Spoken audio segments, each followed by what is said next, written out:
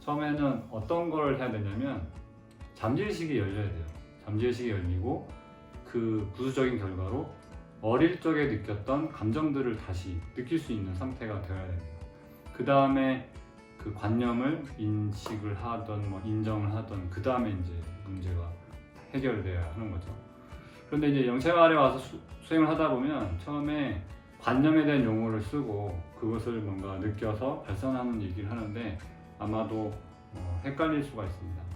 처음에 잠재의식이 안 열린 상태에서는 그 의미들이 잘 다가오지가 않아요. 왜냐면 감정 자체가 안 올라오니까. 그래도 우리가 다행히 분노라던가 슬픔은 느껴요. 드라마나 영화를 보면서. 그렇기 때문에 내가 그래도 슬픔과 분노는 표현할 수 있다라는 자신감을 갖고 그것부터 하나씩 접근해 나가는 거죠. 그러다 보면 영체마을에서 제시하는 잠재의식에 억압되어 있던 마음, 즉 관념이 감정으로 표출돼서 그 마음을 인정해주면서 표현하고 발산하는 것을 이제 체험적으로 알게 됩니다. 하지만 그전에는 머리로 일단 챙기는 거죠. 머리로 뭔가 수행을 하면 잠재의식이 열리고 그리고 어릴 적에 느꼈던 감정선이 다시 회복이 되면서 그 다음에 그 마음들을 이해하고 인정하고 발산, 청산이라 표현해도 좋고 그런 과정들을 하게 되는구나 이렇게 받아들이시면 됩니다.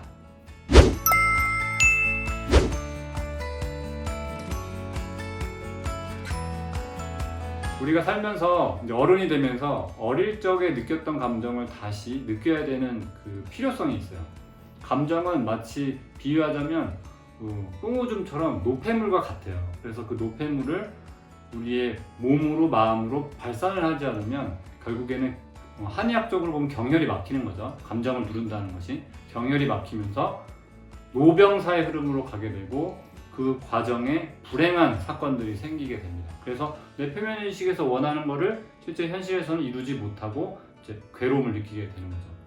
그런데 어릴 적에 가만히 생각을 해보면 혹은 주변의 아기들을 잘 살펴보면 감정 표현을 다양하게 합니다. 그래서 잘 웃고 잘 울고 자기의 욕구들을 표현합니다. 그렇기 때문에 감정선이 결국 열려서 배출이 되고 있는 거죠. 배출이 되니까 건강하고 생생하고 생기가 넘치고 영체, 즉 본성의 에너지에 가깝게 삶을 살아가게 됩니다. 하지만 나이가 들면서 그 어떤 트라우마들, 사건들 때문에 감정을 점차 차단하게 되죠. 왜냐면 그걸 다 느끼면서 살기에 너무 벅차기 때문에. 그러면서 점차 감정 그 센서가 고장이 나고 생물학적으로는 이제 그 경혈이 막히는 거죠. 그러면서 몸이 찌뿌둥해지고 생기가 없어지고 일정 나이가 되면 병이 생기게 됩니다. 그래서 어릴 적에 그 느꼈던 감정들을 다시 회복해서 정상적으로 느끼는 것이 수행의 첫걸음이 됩니다.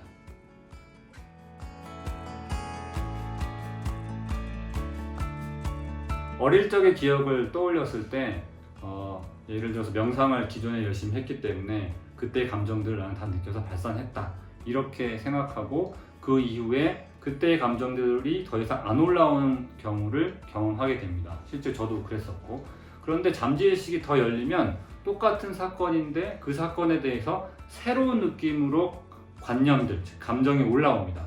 처음에 접근했을 때 열등감의 관점에서 조망하고 봤다면 한 3년 전 후에는 그 마음이 열등감이 아니라 우월감의 마음으로 접근해서 보는 경우도 생겨요.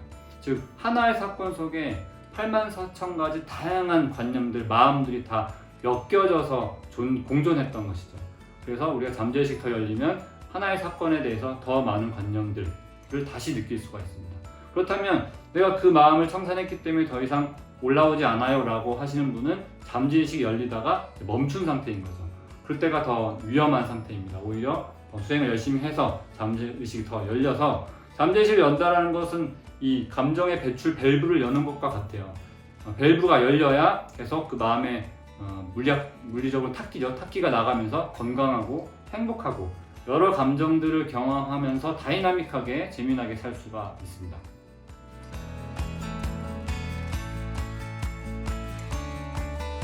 관념을 청산할 때 긍정적인 마음보다는 부정적인 마음 쪽에 우리가 포커스를 맞춰서 청산합니다.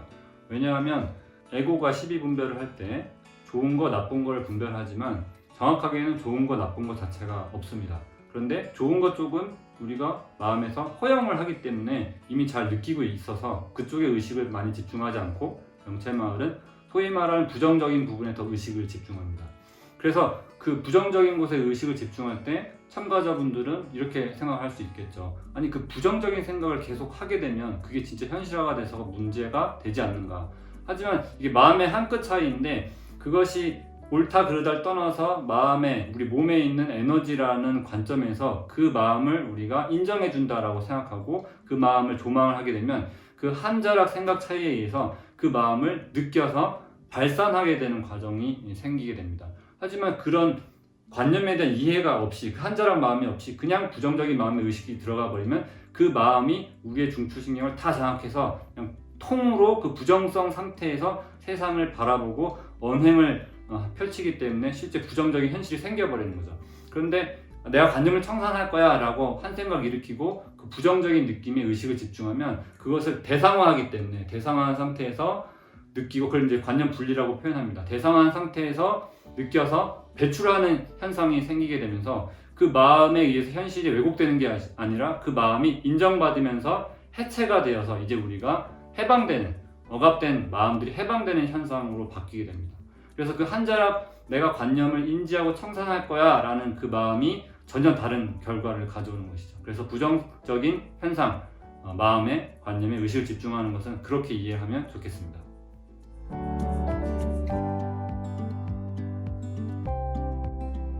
영채마을 수행에서 처음에 학습하게 되는 것이 기억 버리기입니다. 정확하게는 기억에 연결되어 있는 관념 떠올려서 버리는, 청산하는 과정인데 실제 삶을, 자신의 현 당대의 삶이 뭔가 파란만장하지 않았고 평범하게 살았던 사람들은 현실에서 그것을 자신의 경험 정보랑 매칭을 시키기가 어려워서 청산하는 데 좀 어려움들이 있습니다.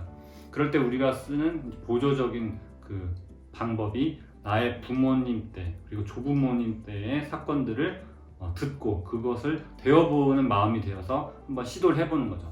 그런데 묘하게도 나의 부모님이 겪었던 경험들을 듣고 그것에 의식을 집중해보면 다른 사람의 경험과는 달리 어느 정도 접근이 돼요. 왜냐면 내 부모의 아픈 마음을 살면서 무지무식간에 봤기 때문에. 조부모의 경우도 마찬가지죠. 그렇게 일단 시작을 해봅니다. 그러다가 잠재의식이 일정량 이상 열려버리면 내가 실제 경험하지 않은 어떤 경험이지만 그것과 관련된 관념이 쉽게 올라옵니다. 그래서 영화를 우리가 보면서 마음을 청산을 하는데 처음엔 영화를 봤을 때 반응하지 않던 그런 관념들이 세월이 좀 지나서 잠재의식이 많이 열렸을 때는 똑같은 영화인데 이제 올라오기 시작합니다. 예를 들어서 위안부와 관련된 아픔을 묘사한 영화를 본다 그러면 저의 경우에는 그것에 감정이입을 하기가 쉽지 않죠. 경험 정보가 없으니까. 그런데 그 시대에 살았던 나의 할머니들에 대한 느낌들, 마음들을 이제 느끼기 시작하고 실제 그런 관련된 영화를 보면 제 안에 있던 상처받은 여성성이 반응을 하면서 그 아픔을, 그 슬픔을 느끼게 됩니다.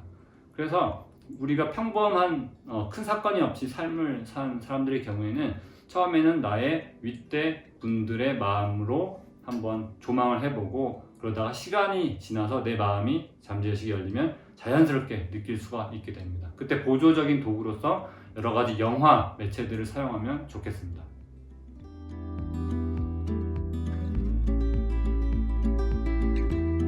영채마을에서 여러 가지 동영상들을 올리고 있습니다. 유튜브에. 카테고리별로 분류가 아직 되어 있지 않지만 향후 그것을 할 테고, 그렇다면 현 단계에서는 여러분들이 제일 쉬운 방법은 검색 키워드를 쓰는 것입니다. 자신의 삶에서 가장 괴로운 것과 관련된 검색어를 넣는 거죠. 내가 우울증이 있다 그러면 영채마을 혹은 헤라TV 카테고리에서 우울증하고 검색을 하시면 헤라님이 거기에 대한 강의를 해 놓았습니다. 그 강의를 듣고 여러분들이 우울증이란 것은 저렇게 해석이 되는구나. 그런데 그 우울증과 관련된 강의라던가 마음 세션들이 여러 편이 있을 수가 있겠죠. 그것을 쭉 살펴보다 보면 나랑 성별, 나이대가 맞는 사람들의 스토리가 나올 테고 그것을 보게 되면 훨씬 더 쉽게 이해를 할 수가 있습니다. 그 이외에도 또 다른 방법은 등장인물과 관련해서 저 남성 어떤 마스터와 여성 마스터 혹은 헤라님과 대화 나누는 보는 것이 남성 입장에서는 이해하기가 더 쉬울 수가 있겠죠. 여성 마스터 영상이 좀 더 나에게 맞는다면 그 여성 마스터가 등장하는 영상을 주로 살펴본다던가 이렇게 해서 처음에 내 기호와 뭔가 매칭이 잘 되고 내 마음 파동과 유사한 사람 것부터 먼저 챙겨 보시다 보면 마음이라는 것은 근본적으로 같은 그 한 자리에 있기 때문에 어떤 강의를 들어도 결국에는 그 억압된 잠재의식의 여러 마음들을 다양한 각도로 조망하고 있다는 것을 알게 되고 그 마음들을 하나하나씩 이해하는 데 어려움이 없을 거라고 생각합니다. 그래서 처음에는 검색어, 키워드를 통해서 접근하시면 좋겠습니다.